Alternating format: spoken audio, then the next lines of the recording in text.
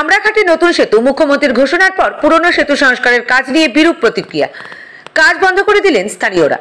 3 দিনের বরাক সফরে এসে বৃহস্পতিবার ধলাইয়ের বড়জালেঙ্গা মডেল ডিগ্রি কলেজের ভূমি পূজন ও শিলান্যাস শেষে জনসভায় বক্তব্য রাখতে গিয়ে মুখ্যমন্ত্রী ডক্টর হিমন্ত বিশ্ব শর্মা ঘোষণা করেন আমরাঘাটে 140 মিটার দীর্ঘ সেতু হবে।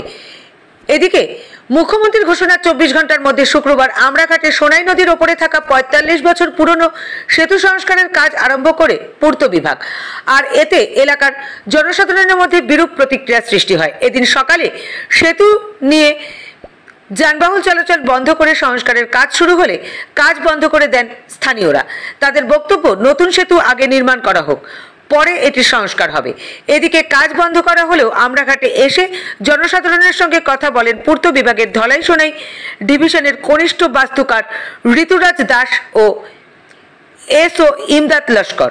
পরে সংবাদ মাধ্যমের সঙ্গে কথা বলতে গিয়ে বাস্তুকার দাস বলেন, সেতু সংস্কারের জন্য 1,10 লক্ষ টাকা মঞ্জুর হয়েছে।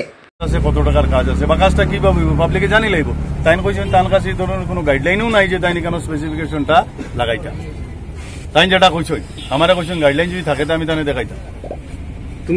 যেটা তাই কইলে না আমার বুঝছেন, তো পাবলিক মানুষ, আমরা তো ডিপার্টমেন্টের ইন্টারনাল খবর জানি না, কিন্তু আমরা নর্মাল যেটা জানি যে সরকারি কোনো কাজ আইলে এটার একটা ভিজিবল থাকে, স্পেসিফিকেশন একটা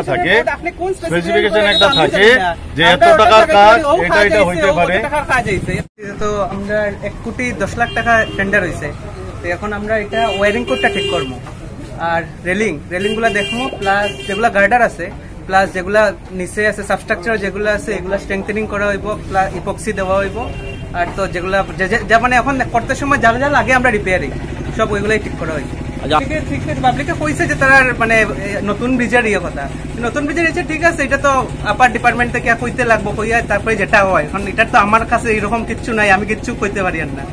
উপরে থেকে যেটা আয় আমরা ওটাই করবো আর কি। এখন আপাতত আমরা কাছে এটা নতুন করার কাজ আইছে, রিপেয়ারিং করার, আমরা ওটা করবো আর কি। এর বেশি অ্যাপ্রক্সিমেটলি ধরিয়ে রাখুন 3 মাসের মধ্যে আমরা মোটামুটি যেতে থাকি। এটাকে আমরা ওয়ারিং কোডটা মানে যাতে মানুষের চলাফেরার অসুবিধা হয় না, ওয়ারিং কোডটা আমরা শেষ করে দিব। প্লাস আমরা যেগুলো নিচের সাবস্ট্রাকচার যেগুলো আছে এগুলো আমরা পরে করলে মানুষের কোনো চলাফেরা কোনো অসুবিধা হইতো না, ওটা ট্রাই করবো।